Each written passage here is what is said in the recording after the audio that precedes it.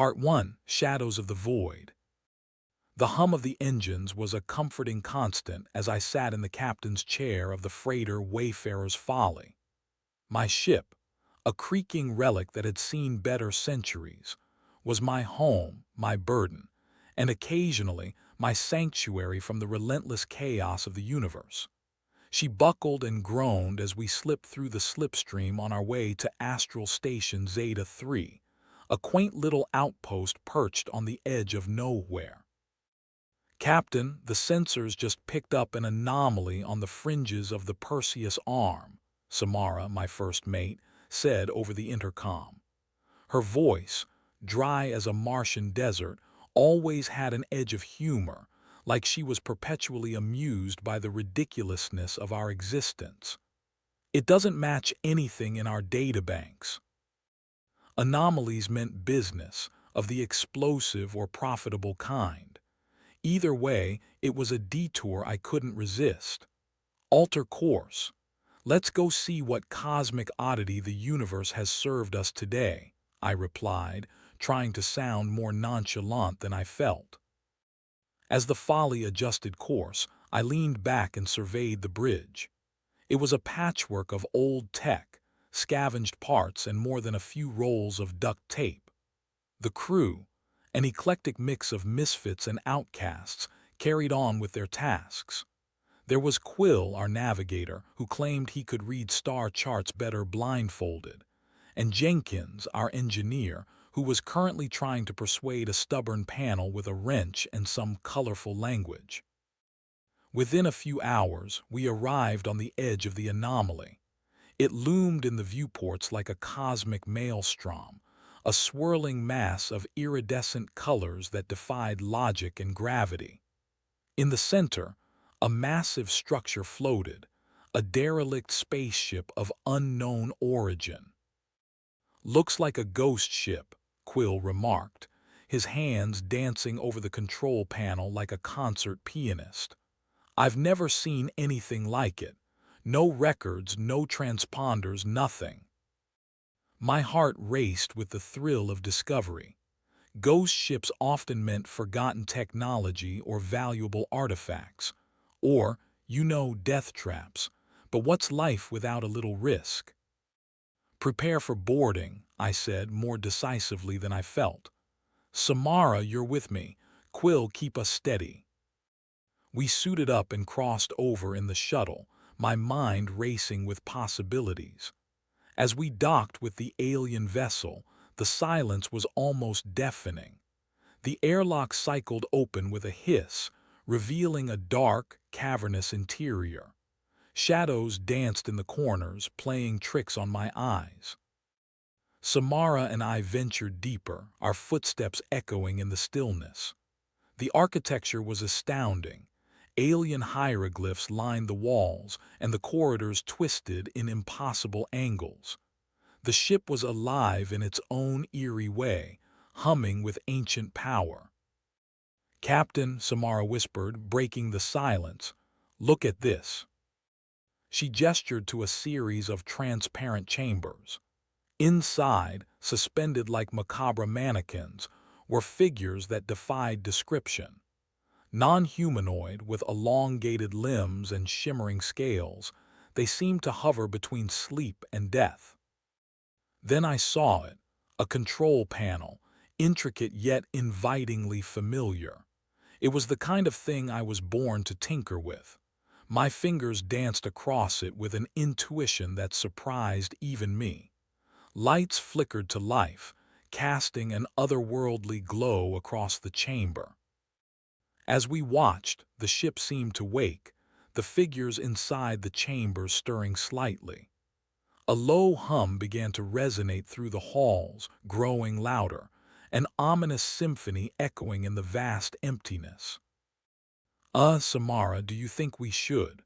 I began, but the ship had other ideas.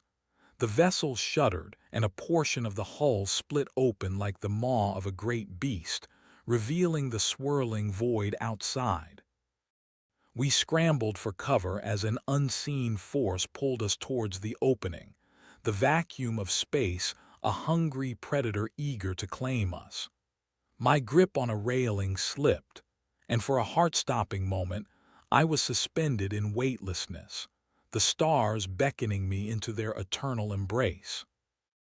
But Samara, with her usual calm efficiency, activated her tether, snagging me and pulling us both to safety. We clung to each other, our survival a testament to stubbornness and perhaps a bit of cosmic luck. The ship's systems seemed to stabilize, the gaping maw slowly closing, as if the ship had decided we were more interesting alive than as cosmic debris. "Well," Samara panted, "that was exhilarating. Let's not do it again." I chuckled, the sound a balm to my frayed nerves. "Agreed. Let's head back to the Folly before this ship decides to swallow us whole." Back on board, as the alien vessel receded into the backdrop of stars, I couldn't shake the feeling that we had only scratched the surface of whatever mystery it held. Something told me that this encounter was only the beginning, a shadow of what lay ahead in the void. The universe is vast, unfathomable, and filled with wonders beyond our imagination. As I sat in the captain's chair once more, I knew we had stumbled into something significant, something that would redefine our place in the cosmos. And perhaps, just perhaps, it would also redefine me. Part 2. Echoes in the Starfield. Back aboard the Folly, the bridge was a hive of tension and curiosity. The crew buzzed around like electrons around a nucleus, each absorbed in their task but none immune to the pull of our latest discovery. I reclined in the captain's chair, pondering the implications of what we had just unearthed. Who were those alien figures, and why did they slumber in suspended oblivion? "Captain, we've got a problem," Jenkins growled from his station, wrench in hand and a smudge of something oily streaked across his forehead. His voice, gruff and impatient, belied his genius with all things mechanical. "The ship's systems are acting up. That close encounter with the vacuum seems to have introduced some anomalies." I felt the familiar weight of impending chaos settle on my shoulders. "What kind of anomalies?" I asked, hoping for the best but very much expecting the worst. "Power fluctuations mostly, but there's something more. The systems are picking up a signal, an echo of sorts, but it's unlike anything we've encountered before. The alien ship must have transmitted something to us," Samara speculated, her fingers flying over her console as she attempted to isolate the frequency. Her expression was a mix of intrigue and caution, a reflection of my own tumultuous thoughts. "We should analyze it," I offered, though somewhere in the recesses of my mind, a tiny voice whispered a warning. Sometimes the best mysteries are the ones left unsolved.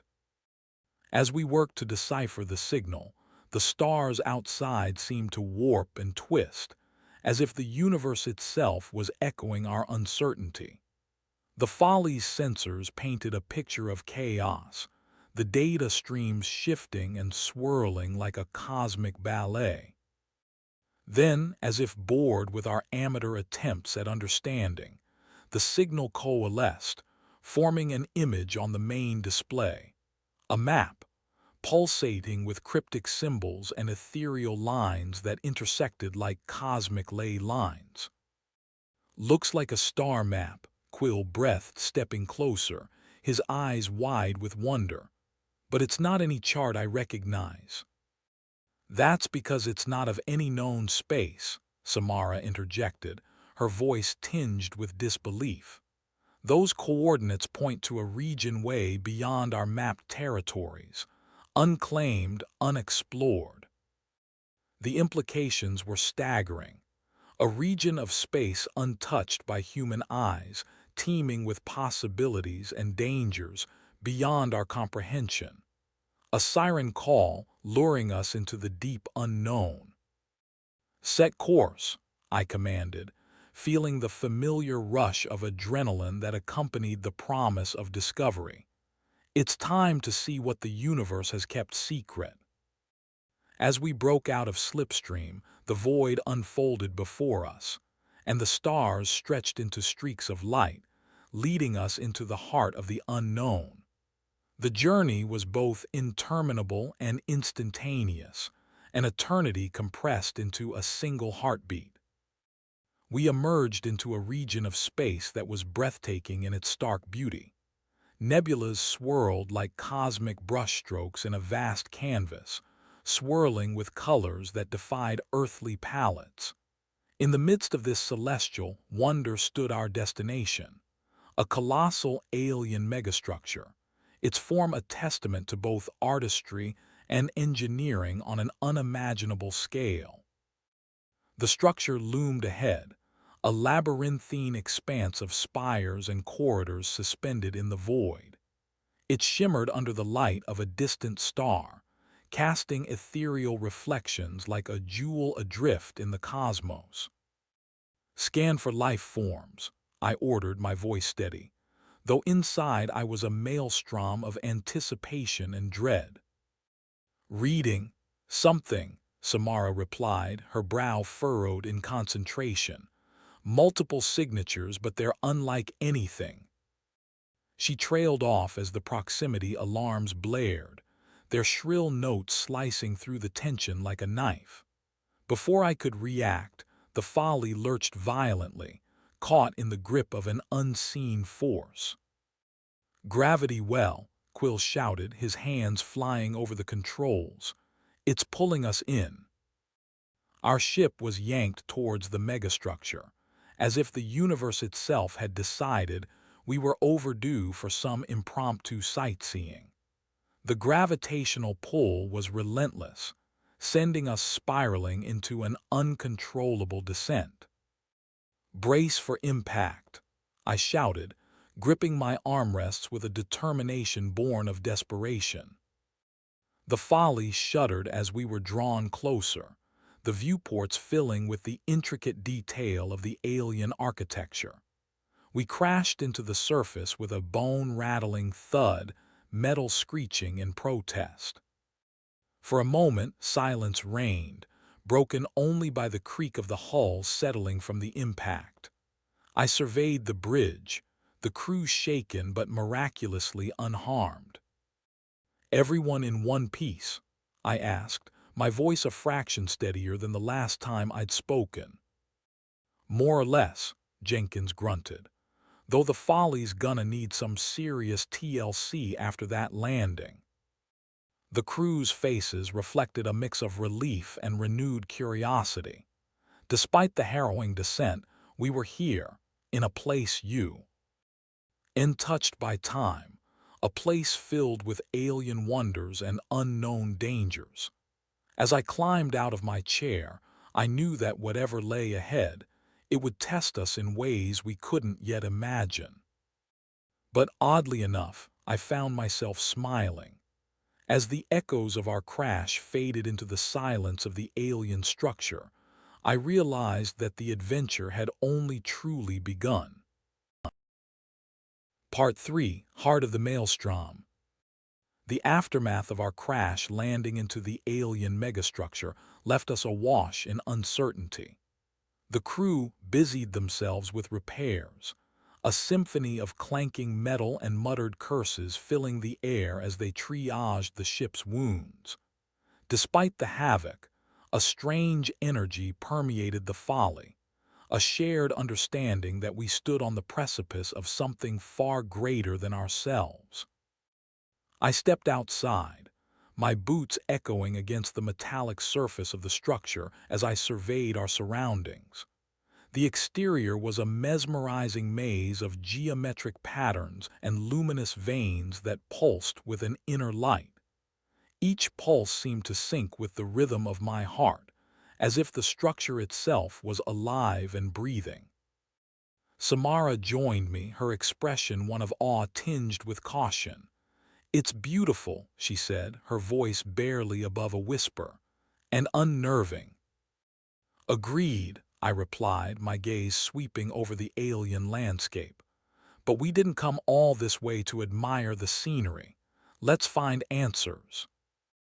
We set out, the crew falling into step behind us, each carrying their own blend of apprehension and excitement. The corridors of the megastructure twisted and turned in impossible ways, defying the very laws of physics. Light refracted through crystalline walls, casting spectral rainbows that danced around us like ethereal spirits. As we ventured deeper, we encountered the first signs of life. Creatures unlike anything we'd ever imagined moved about with a graceful fluidity, their forms shifting and shimmering like liquid silver. They regarded us with eyes that held galaxies, and in those eyes, I saw a reflection of my own wonder. "Welcome, travelers," a voice resonated through the air, though it seemed to bypass the ears and speak directly to the mind. It was an amalgamation of tones, harmonious yet unsettling. "You seek the heart of the maelstrom." The crew exchanged wary glances, but I stepped forward, instinct telling me that courage was our best ally. "We seek knowledge," I answered, the words forming before I could think them through. "Who are you?" "We are the Vorthon," the voice replied, and the creatures moved as one, their forms undulating like waves. "Guardians of what was, what is, and what will be." Jenkins snorted softly beside me, muttering under his breath, "Typical. We're either about to be enlightened or eaten." "Guardians of what exactly?" Samara pressed, her curiosity outpacing her caution. "Of the ancestral singularity," the Vorthon intoned, their gaze shifting towards the heart of the structure.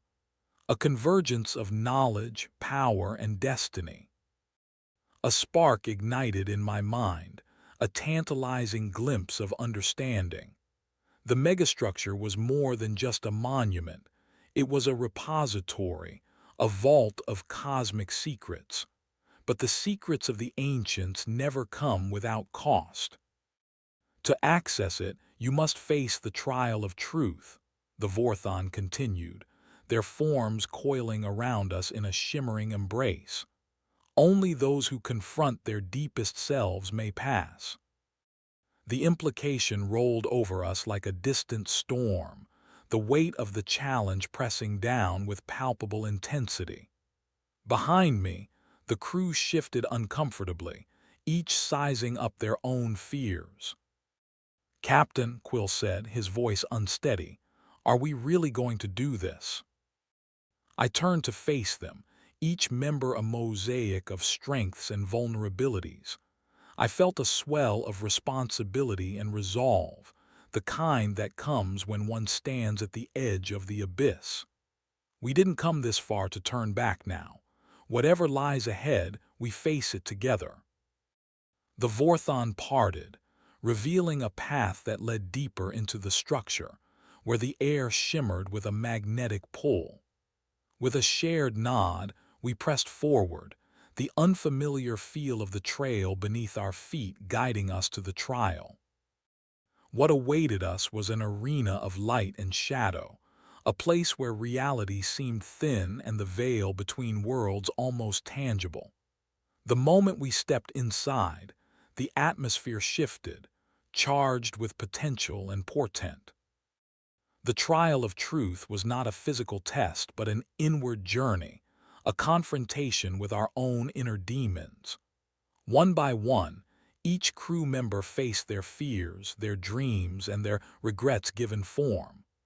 Echoes of laughter, cries of anguish, and whispered reassurances wove through the air, an emotional tempest that threatened to engulf us. For me, it manifested as the choice I'd left behind long ago, the pirate captain who had become a reluctant hero, the man who had abandoned his past to forge a new path. I faced the specter of my former self, eyes burning with accusation and challenge. "You left us," the phantom spat, and I felt the cold tendrils of guilt wrap around my heart. You chose the stars over kin, fortune over loyalty. I chose to make amends, I replied, the words resonating with newfound clarity. I chose to forge my own destiny. The specter dissolved, and the weight of the past lifted, leaving behind a profound sense of purpose. I knew now that my journey was not just about discovery, but redemption. As the last echoes of the trial faded, the Vorthon reappeared, their forms radiant with approval. You have faced the truth, they declared, their eyes gleaming with an otherworldly light. Now the heart of the maelstrom is yours. A path of light unfolded before us, leading to the very core of the megastructure. As we moved forward, anticipation thrumming through our veins, I realized that our journey had only just begun, and the secrets of the ancestral singularity awaited us. Part 4. Luminous Pathways. The corridors of the alien megastructure seemed to pulse with a life of their own as we followed the path of light into its core. Each step resonated with an echo that seemed to intertwine with the hum of the universe itself. The Vorthon had granted us passage to the ancestral singularity, yet the gravity of what lay ahead weighed heavily on my mind. "This is it," Samara whispered, her eyes reflecting the kaleidoscope of colors emanating from the walls. "The heart of everything." The path opened into a vast chamber, a breathtaking cathedral of light and energy. At its center hovered the ancestral singularity, a radiant sphere, swirling with energies that defied comprehension. It emitted a glow that shifted through the spectrum, casting ethereal shadows that seemed to mock our limited understanding. "Captain, look," Jenkins said, pointing to intricate symbols carved into the chamber's walls, their patterns echoing those we'd seen on the alien vessel. "This is ancient tech, advanced beyond anything we've ever encountered. We're standing in the presence of a civilization that understood the universe on a level we can barely begin to grasp," Quill added, his voice tinged with awe. "This isn't just technology, it's a symphony of existence itself." As we approached the singularity, the air shimmered, and I felt a gentle tug at the edges of my consciousness. The sphere pulsed in time with my heart, as if responding to my presence. A sense of connection flowed through me, an understanding that transcended language and thought. "Be careful," Samara cautioned, her hand on my shoulder anchoring me to reality. "We don't know what this thing is capable of." "We also don't know what it's trying to tell us," I replied, the pull of the singularity irresistible. I reached out, my fingers grazing the surface of the sphere. The contact ignited a cascade of images, memories not my own, a chronicle of a universe spanning eons. I saw visions of the Vorthon in their prime, their civilization a beacon of knowledge and peace. I witnessed the birth and death of stars, the rise and fall of empires, and the intricate dance of galaxies in the cosmic ballet. It was a history of the cosmos painted in the light of creation itself. But amidst the grandeur, I sensed a shadow, a void creeping at the edges, threatening to consume all. The singularity was both a repository and a warning, a call to guard against the encroaching darkness. The connection broke, leaving me gasping, my mind reeling from the influx of information. Samara's grip tightened, concern etched into her features. "What happened? What did you see?" "Everything," I replied, my voice trembling with the weight of the revelation. "Everything and more. The Vorthon left this as a legacy, a guide to protect against something, a darkness." A silence fell over us, each person grappling with the enormity of our responsibility. The singularity was more than a treasure. It was a burden, one that demanded we rise to meet its challenge. Suddenly, alarms blared through the chamber, the serene atmosphere shattered by discordant notes.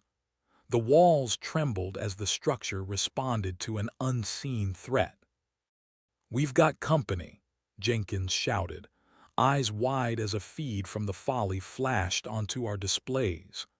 A fleet of unknown vessels approached on the horizon, intent and menacing. Before we could react, the chamber's defenses activated. Beams of light lanced out, engaging the intruders with unerring precision, a celestial dance of defense and aggression. But the fleet was relentless, their technology formidable and unfamiliar. "We can't let them take this," I said, urgency rising like a tide. "Quill, get back to the Folly. We might have to make a quick escape." "But what about the singularity?" Samara asked, a mix of resolve and uncertainty in her eyes. "We have to protect it," I replied, my decision firm. "If they capture this, it could tip the balance of power across the galaxy." Jenkins grinned, a fierce light in his eyes as he hefted his tools. "Well then, let's give 'em a reason to remember us." The crew sprang into action, each person playing their part in the unfolding drama. As we worked, the Vorthon reappeared, their forms shimmering with the urgency of the moment. "You must leave," they urged, their voices a harmonious chorus echoing with intensity. "The singularity must remain hidden." "We can't let them take it," I insisted, determination hardening my resolve. "You will not face them alone," the Vorthon promised, their forms merging with the chamber's energy, amplifying its defenses. With renewed purpose, we raced back to the Folly, the battle outside raging like a storm. The air was electric with possibility and peril, each moment fraught with the potential for triumph or disaster.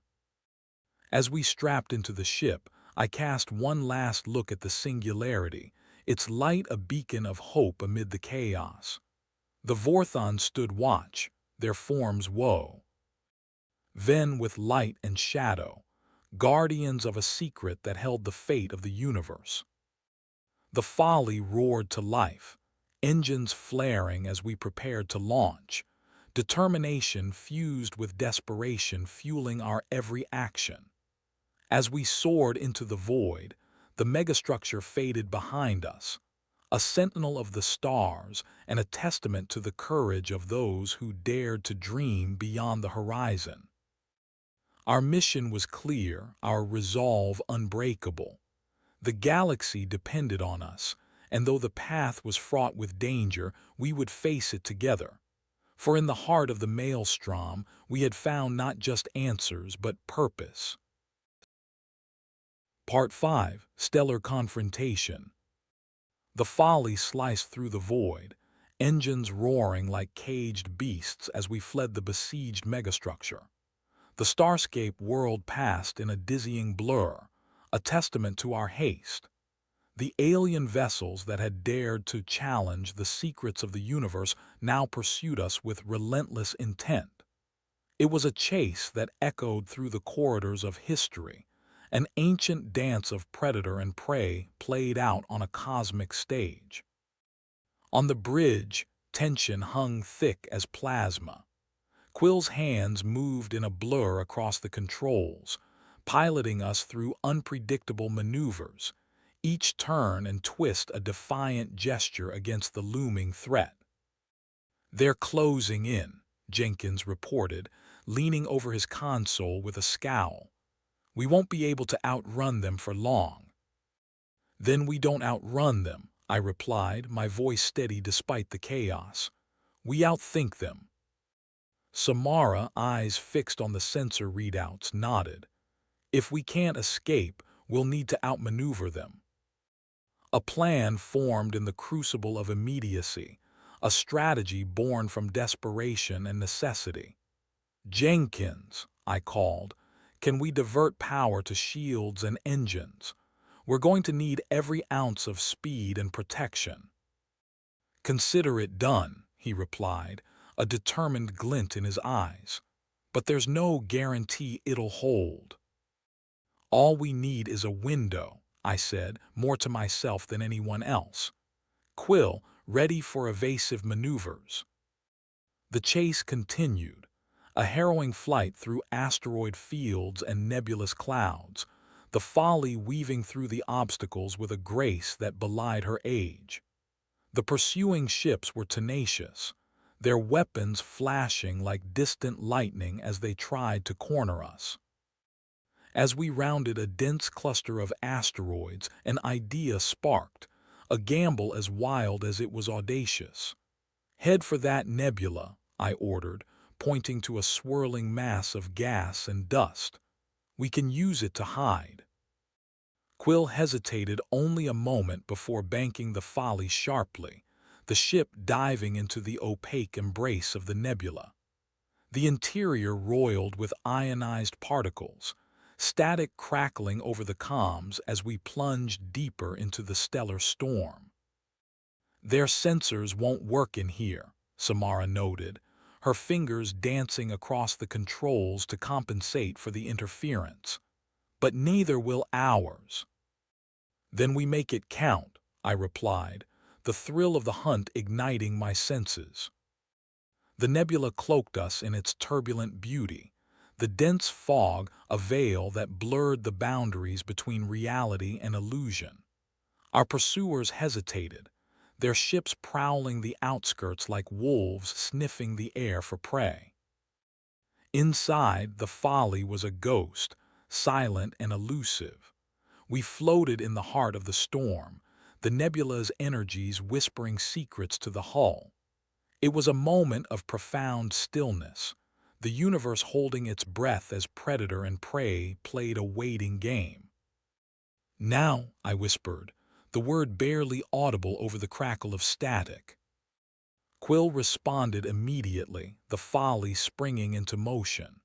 We skirted the edge of the nebula, moving with practiced precision. The enemy ships, caught off guard by our sudden reappearance, scrambled to react. The Folly's engines roared, a comet streaking through the mist. We surged past the enemy vessels, our path a blur of audacity and defiance. Their weapons fired, but the shots dissipated in the nebula's depths, unable to find purchase on our elusive form. As we broke free of the nebula, the universe seemed to expand, the stars gleaming with renewed brilliance. We left our pursuers behind, their ships fading into the backdrop of the cosmic ballet. The bridge erupted in cheers, a release of tension that had coiled like a spring within us all. Samara clapped me on the shoulder, her eyes bright with shared triumph. "Nice work, Captain," she said, the praise sincere and warm. "We're not out of the woods yet," I reminded them, though my own heart swelled with relief. "But we've bought ourselves some time." The comms crackled, and Quill's voice was threaded with humor. "Well, I'd say we just played the greatest game of hide-and-seek in the galaxy." Jenkins chuckled, the sound a balm to frayed nerves. And here I thought today was going to be boring. As the Folly settled into a more sedate pace, the weight of our mission returned, tempered by the exhilaration of our near escape. The ancestral singularity's secrets weighed heavily on us, its message a silent imperative. "We have to warn the galaxy," I said, the responsibility settling like a mantle on my shoulders. "The darkness is coming, and we're the only ones who can stop it." Samara's gaze held mine, a shared understanding passing between us. "Then we'd better get moving." The Folly powered forward, her course set for the heart of known space. We were a beacon in the night, guided by the light of discovery and bonded by the trials we had faced. And though the path ahead was fraught with danger, I knew we would meet it with courage and resolve, for we had seen the heart of the me, Elstrom, and emerged stronger for it. Part 6. Stars Beyond the Abyss. The Folly cruised steadily through the infinite sea of stars, our course meticulously plotted towards the heart of known space. The engines hummed a comforting lullaby, a promise of safe passage dodging between the cosmic currents. Yet, beneath the veneer of calm, a storm of urgency brewed, pushing us ever forward through the night. Quill had taken the helm, his eyes scanning the void with the focus of a hawk, while I mulled over the data retrieved from the alien megastructure. The message from the singularity was clear yet cryptic, a cosmic riddle wrapped in the history of galaxies. I knew that unlocking its secrets was paramount, but so too was alerting others to the impending threat. "We'll need to make a stop at Kesara Prime," I announced, the decision firm in my mind. "It's the closest hub with the resources we need, and they've got ears everywhere." Jenkins grinned, his expression a mix of mischief and anticipation. "Kesara, haven't been there in years. Hope they've still got that bar with the zero-gravity dance floor." Samara rolled her eyes, though a smile tugged at her lips. "This is serious, Jenkins. The galaxy's depending on us." His grin softened, sincerity replacing levity. "I know, Samara, but a little levity keeps the universe from crushing us under its weight."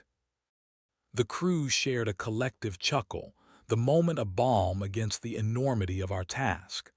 The prospect of Kesara Prime, a bustling nexus of trade and information, was both daunting and welcome. It was a place where secrets thrived and destinies were forged. And perhaps, if we were clever and lucky, we could glean more about the encroaching darkness. As we neared the system, the Folly's sensors flared to life, painting the canvas of space with vibrant strokes of data. Kesara Prime shimmered ahead, its orbital stations glittering like jewels against the velvet night. The planet loomed below, a swirl of green and blue cradled by a silvered halo of satellites and ships. The docking procedures were swift, the Folly nestling among the myriad vessels with practiced ease. As we disembarked, the station's bustling corridors embraced us with their cacophony of sights and sounds, a lively rhythm that danced beneath the surface of convention. The air was rich with the scent of alien spices, and voices in 100 languages rose and fell, a symphony of interstellar commerce and intrigue. I led the crew through the throng, a purposeful knot among the tangled tapestry of travelers. Our destination was a nondescript establishment tucked away in the labyrinthine heart of the station. To others, it was simply a bar, but to those in the know, it was a hub of information, a place where whispers of the cosmos found eager ears. Inside, the atmosphere was dim and intimate, the lighting casting long shadows that blotted out all but the immediate. The patrons were an eclectic mix, each an enigma wrapped in their own stories and secrets. "Over there," Samara nudged, her gaze fixing on a corner booth occupied by a man whose countenance was as familiar as it was enigmatic.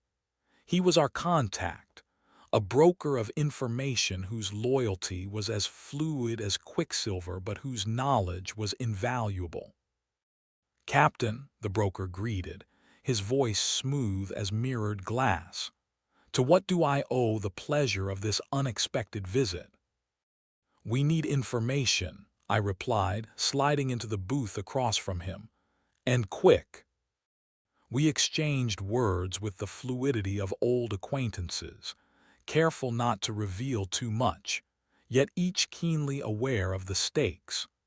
The broker's eyes gleamed with interest as I outlined the threat, his fingers tapping a quiet rhythm on the table, a conductor of his own internal symphony. "I've heard whispers," he admitted, leaning in conspiratorially, "of shadows moving in the dark, of alliances forged in secrecy." "And what do you know of the ancestral singularity?" Samara asked, her voice a thread of urgency. The broker paused, considering his response with the care of a jeweler examining a rare gem. "Only that it's a relic of the ancients, something that holds power and danger in equal measure." "And the darkness," I pressed, the words heavy on my tongue. "An old enemy," he said, his eyes momentarily distant, as if recalling memories not his own. "Rising again from the ashes of the forgotten. Many dismiss it as myth, but those who know better, like you, are beginning to see the truth." Information exchanged. We left the establishment with the broker's words echoing in our minds. The corridors outside no longer felt as welcoming, the faces of strangers now potential threats in a game of cosmic chess. Back on the Folly, we set course for the next leg of our journey. The data we'd collected intertwined with the knowledge we'd gained, forming a tapestry of danger and hope that guided our path. As the ship broke free of Kessara Prime's gravitational embrace, I stood on the bridge, the stars once more our companions. Wit. Each passing moment, we drew closer to the heart of the mystery, our resolve as tangible as the light of distant suns. Our mission was clear, carved into the very fabric of our existence, to stand as guardians against the shadows, protectors of the legacy the ancients left behind. And as we sped into the night, I knew that whatever lay ahead, we would face it together, for we had become more than just a crew, we were a family bound by the stars. Part 7. Threads of Destiny. The weight of the broker's words lingered in the confines of the Folly, threading through the air like a haunting melody. Each revelation had added depth to the shadows that encroached upon our journey, painting our path with uncertainty and resolve. As the stars unfurled before us, pinpricks of light against the endless black, our course was set towards the enigmatic sector where the darkness threatened its resurgence. I found myself in the observation deck, a sanctuary of solitude and stars. The transparent dome above revealed the cosmos in all its glory, a vast, unending tapestry of celestial wonders. I stood there, the quiet punctuated by the ship's gentle hum, thoughts spiraling outward like the galaxies we traversed. Samara joined me, her presence a steady anchor in the storm of thoughts that roiled within. She leaned against the railing, eyes following the streaks of light that marked our passage through slipstream. "Do you ever wonder," she began, her voice a soft counterpoint to the silence, "if we're meant to be here, doing this?" I turned, meeting her gaze, a constellation of questions and truths that had yet to be spoken. "Every day," I admitted, the words carrying the weight of shared burdens. "But every time I doubt, I remember the responsibility we've taken on, and it pulls me back." She nodded, her expression thoughtful. "The broker's warning about old enemies. It makes me think there are more layers to this than we understand." "Layers," I echoed, pondering the complexities that lay beneath the surface.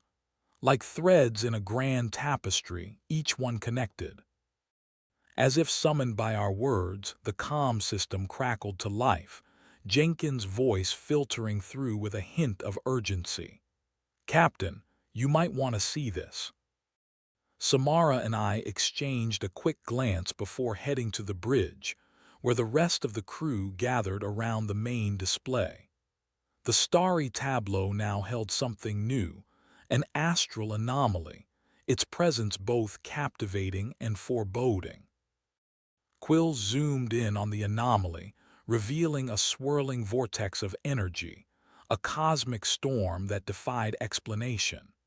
It was a maelstrom of color and light, its core pulsating with an ancient rhythm, a beacon for whatever was hidden within. "It's like nothing I've ever seen," Quill said, awe threading through his voice. "And it's moving." "Moving," Samara repeated, her brow furrowing. "Vortices don't just move." "This one does," Jenkins confirmed, his expression a mix of intrigue and concern. "And it's heading straight for a nearby system, if it reaches there." He didn't need to finish the thought. The implications were clear, a potential disaster on an astronomical scale. "We need to get there first," I decided, the urgency of our mission settling into my bones. "Whatever this is, it's tied to the darkness. We have to stop it." The previously set course altered. The Folly surged forward, engines thrumming with renewed purpose. The stars shifted around us, fading into streaks of light as we entered the slipstream. The journey was a tense dance of anticipation, each moment stretching into infinity as we raced the vortex towards the endangered system. The crew worked in unison, a symphony of motion and intent as we prepared for what lay ahead. As we neared the system, the enormity of the vortex became apparent. It loomed above the distant star, its tendrils reaching out hungrily, a cosmic predator, an eon in the making. We emerged from slipstream on the edge of the system, the vortex a twisting mass of chaos and beauty before us. Its pull was palpable, a gravitational embrace that threatened to ensnare everything it touched. "Set the stabilizers," I ordered, the decision swift and decisive. "We need to get as close as we can without being drawn in." The Folly shuddered as we maneuvered into position, the proximity sensors screaming protest even as we ignored them. Against the backdrop of the swirling maelstrom, our ship was dwarfed, a solitary sentinel defying the cosmic storm. Samara focused on her console, eyes darting across the readouts. "There's a pattern," she murmured, her voice barely above the storm's roar. "A rhythm to its movements. If we can match it, maybe we can disrupt it." "Like dancing with a black hole," Jenkins quipped, though his expression was grim. I nodded, understanding the risk we were about to undertake. "Quill, plot the trajectory. Samara, you're with me. Let's see if we can't teach this thing a new tune." As the Folly edged closer, the storm's fury intensified, the ship swaying under its relentless pull. The crew worked with unerring precision, a dance of mathematics and intuition as we matched the vortex's rhythm beat for beat. In the heart of the storm, time lost all meaning, each second an eternity as we navigated the chaos. The ship's sensors howled, alarms blaring, but we pressed on, our every action a defiant stand against the abyss. Finally, as the vortex's rhythm faltered, the storm shuddered, its tendrils recoiling as if in shock. The maelstrom began to unravel, its energies dissipating into the void, leaving behind only the echoes of its passing. Silence fell over the bridge, a fragile thing that spoke volumes of the feat we had accomplished. The system was safe, the vortex defeated, but the shadow of the darkness remained, a reminder of the battles yet to come. As the Folly drifted away from the scene, I looked around at my crew, their faces marked by exhaustion and grim satisfaction. They were more than a team. They were the heart that beat within the maelstrom, the light against the darkness. And as the stars reclaimed their rightful place in the sky, I knew that whatever challenges lay ahead, we would face them together, each thread woven into the tapestry of destiny. Part 8. The Celestial Crucible. In the aftermath of the vortex's unraveling, the Folly drifted through the serene expanse of space, her hull a canvas of cosmic dust and starlight. The battle, though won, had etched its toll into the ship's very bones, an echo of the relentless pursuit that had brought us to this juncture. Yet, within the quiet confines of the bridge, a fragile sense of accomplishment bloomed, tempered by the knowledge that our journey was far from over. As we regrouped, I reflected on the vortex, a force of nature turned weapon, its presence an ominous herald of the dangers lurking in the cosmic dark. The darkness was reaching out, testing the boundaries of its influence, and we had only glimpsed the edges of its intent. Jenkins, ever the pragmatist, was already elbow-deep in the maintenance hatch, coaxing the Folly back to optimal health. "She's held up better than I expected," he muttered, a smudge of grease streaking across his cheek. "But we're running low on some critical supplies. The power converters are shot." "One more item on our list," Samara noted, her eyes scanning through inventory logs. "I did some recalibrations on the sensors too. We might be able to pick up anomalies faster, assuming the darkness doesn't have more tricks up its sleeve." Quill, ever the optimist, leaned back in his chair, hands behind his head. "You know, I've heard there's a supply depot on Zorath's Edge. Bit of a backwater, but maybe just what we need." It was a suggestion worth pursuing. Zorath's Edge was an outpost on the periphery of civilization, a place where whispers were currency, and the rarest of goods found their way into eager hands. I nodded, setting our course towards the distant depot, the engines thrumming with renewed purpose. The journey was a lullaby of stars and silence, a rare moment of reprieve, yet beneath the lull, a sense of urgency pulsed, a shadow of the darkness that loomed over us. As we neared Zorath's Edge, the outpost emerged from the void, a sprawling construct of towers and landing pads, its lights winking like fireflies in the endless night. The Folly touched down with a gentle grace, securing her place amidst the bustle of commerce and secrets. The outpost was a melange of cultures and species, each individual a story waiting to be unraveled, their lives intersecting in a dance as ancient as the stars. We disembarked, the air rife with the sense of alien spices and the hum of varied voices. I led the crew through the labyrinthine corridors, each step taking us deeper into the heart of the depot. Our mission was clear: secure supplies, gather information, and return to our path. The marketplace was a vibrant chaos of stalls and traders, a sensory tapestry that thrummed with the pulse of interstellar commerce. We split up, each with a task to accomplish, the understanding that time was both ally and foe. I found myself at one such stall. Its wares a treasure trove of technological marvels and curiosities. The merchant, a wizened figure with eyes like twin moons, greeted me with a knowing smile. "Looking for something special, are we?" he rasped, his voice like gravel over silk. "Something reliable," I replied, scanning the array of components laid before me. "Specifically, power converters." He nodded, a transaction smooth as solar sails catching the wind. As we completed the exchange, he gestured to a nearby alcove, his gaze shrewd and calculating. "Heard whispers of shadows stirring beyond the rim. Might want to tread carefully." "Shadows," I echoed, the word a knot of foreboding in my chest. Old stories, the merchant continued, his voice dropping to a conspiratorial whisper, of things that should remain forgotten.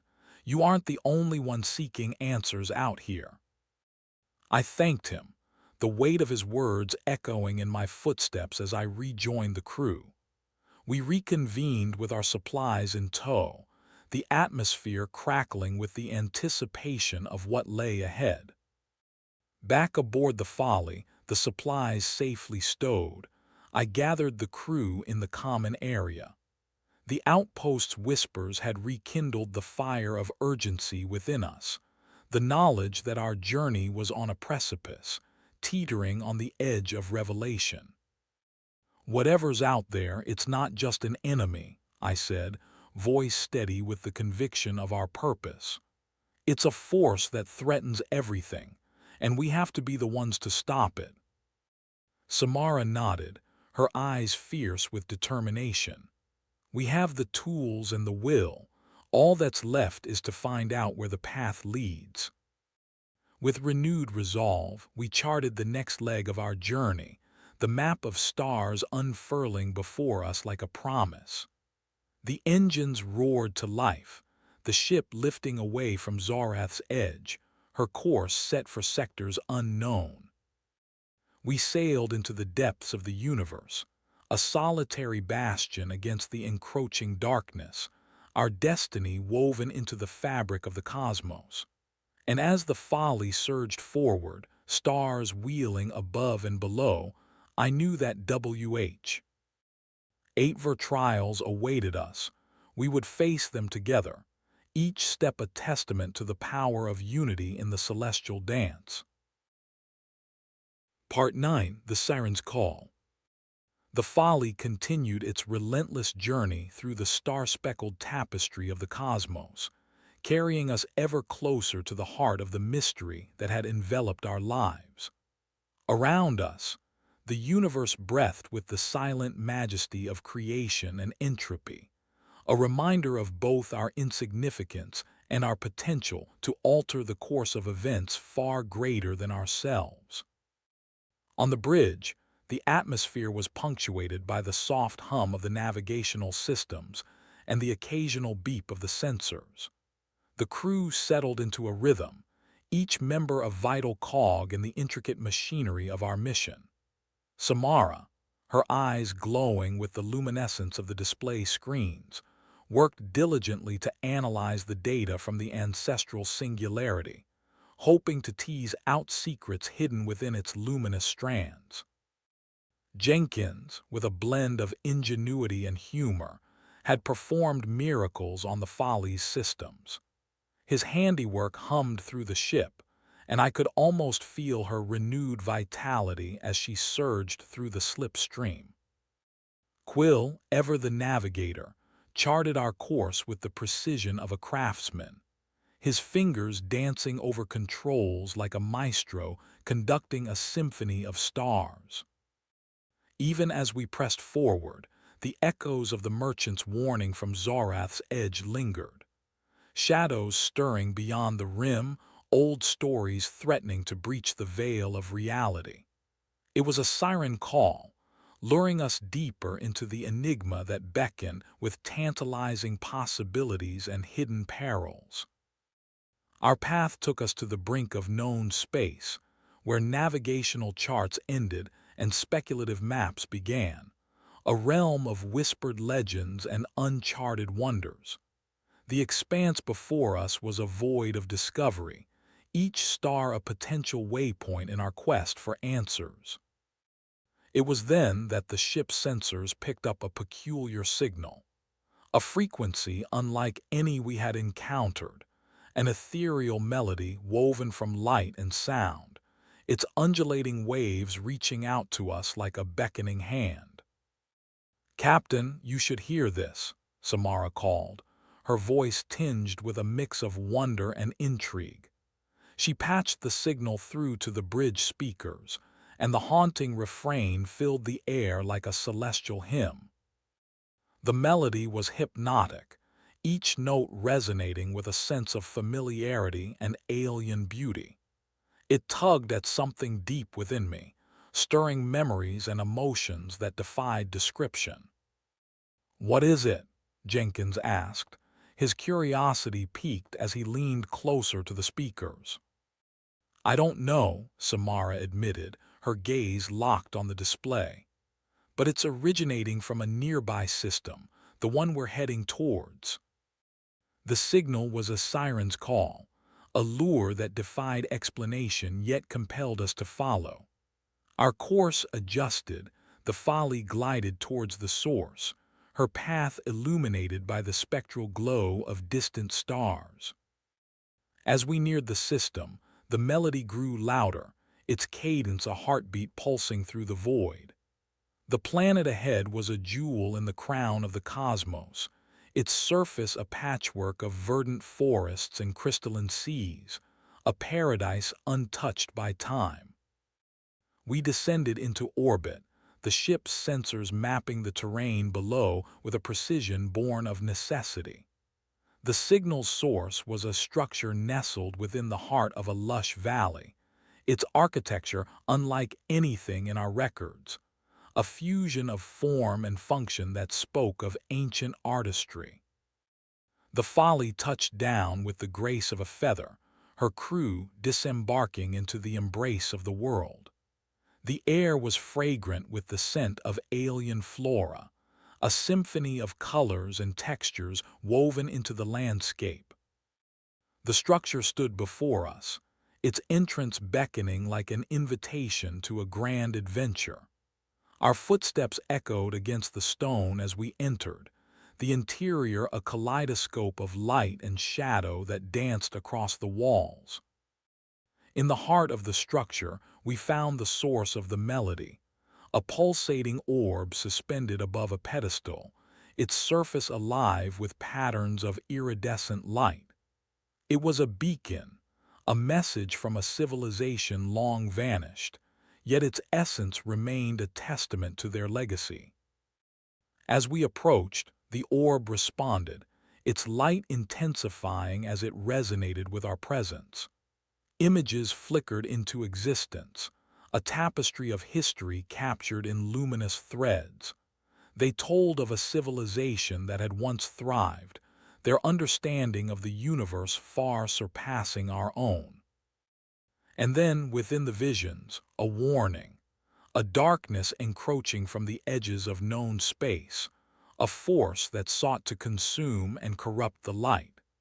The orb's melody shifted into a mournful lament, an echo of a time when the ancients had stood against the tide and ultimately fallen to its might. "This is it," Samara breathed, her voice tinged with the weight of revelation. "The darkness we've been warned about."